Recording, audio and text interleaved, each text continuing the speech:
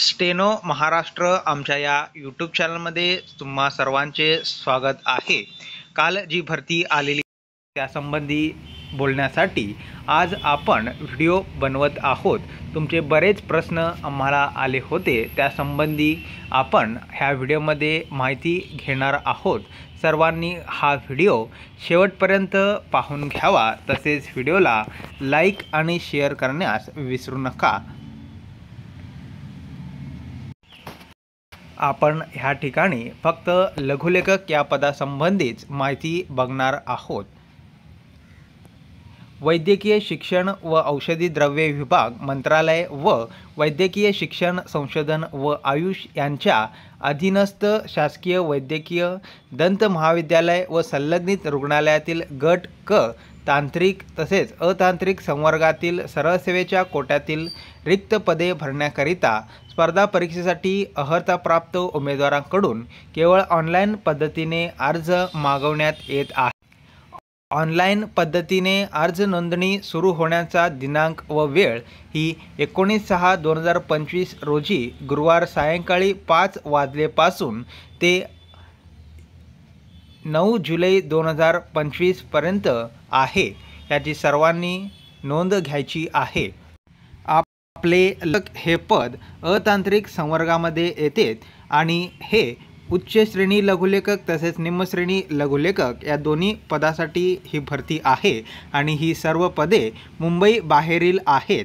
उच्च श्रेणी लघुलेखकसाठी एकूण 12 पदे आहेत आणि निम्न श्रेणी लघुलेखकसाठी एकूण 37 पदे आहेत आणि दोन्ही मिळून 49 इतके पदे ह्या ठिकाणी या भरतीमध्ये। आता ह्या ठिकाणी शैक्षणिक अर्हता काय पाहिजे ते पाहून घ्या। उच्च श्रेणी लघुलेखकसाठी SSC पास असणे गरजेचे आहे आणि शॉर्टहँड 120 पास असणे गरजेचे आहे। ह्यामध्ये कोणतेही एक 120 असले तरी चालेल, तुम्ही फॉर्म भरू शकता। तसेच टायपिंग हे इंग्लिश 40 किंवा मराठी 30 असणे कंपल्सरी आहे। जर तुमच्याकडे सर्टिफिकेट नसेल तर तुम्ही फॉर्म भरू शकत नाही। ज्या तारखेला जाहिरात आलेली आहे त्या तारखेपर्यंत त्या तारखेच्या आधी तुमच्याकडे सर्व शैक्षणिक अर्हता पूर्ण करणे आवश्यक आहे। तसेच निम्न श्रेणी लघुलेखकसाठी SSC तसेच शॉर्टहँड 100 स्पीड मराठी किंवा इंग्रजी दोन्हीपैकी एक असले तरी तुम्ही हा फॉर्म भरू शकतो आणि ह्यासाठी सुद्धा टायपिंग 40 इंग्रजी किंवा मराठी 30 असेल तरी फॉर्म भरता येईल। तसेच ह्या पदांसाठी वयोमर्यादा ही खुल्या प्रवर्गासाठी 18 ते 38 वर्षे इतके आहे आणि मागासवर्गीयांसाठी 18 ते 43 वर्ष इतके आहे। तसेच परीक्षा ही ऑनलाईन पद्धतीने होणार आहे। संगणक आधारित परीक्षेद्वारे घेण्यात येणाऱ्या ऑनलाईन परीक्षा प्रश्नपत्रिका ह्या मराठी व इंग्रजी भाषेमध्ये वस्तुनिष्ठ बहुपर्यायी स्वरूपाच्या घेण्यात येतील।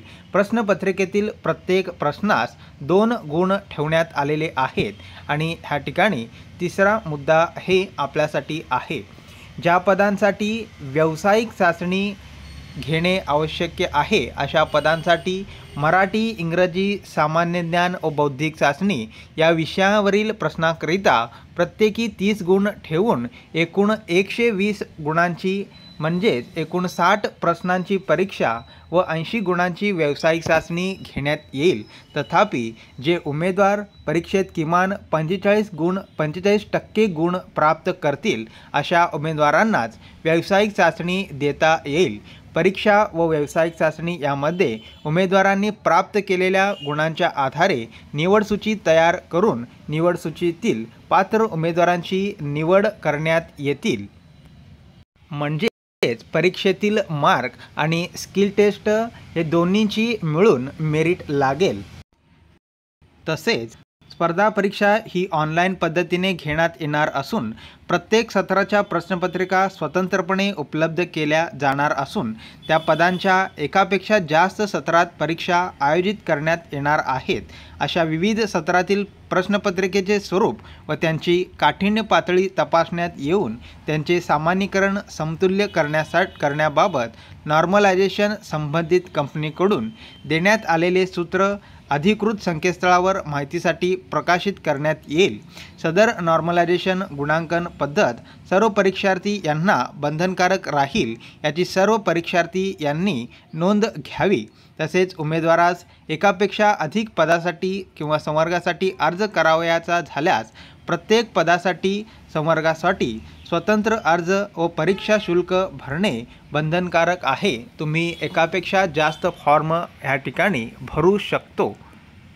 तसेच ह्या परीक्षेकरिता निगेटिव्ह मार्किंग नाही, म्हणजे चुकीच्या उत्तरासाठी उमेदवाराच्या प्राप्त गुणांमधून कोणतेही गुण वजा केले जाणार नाहीत.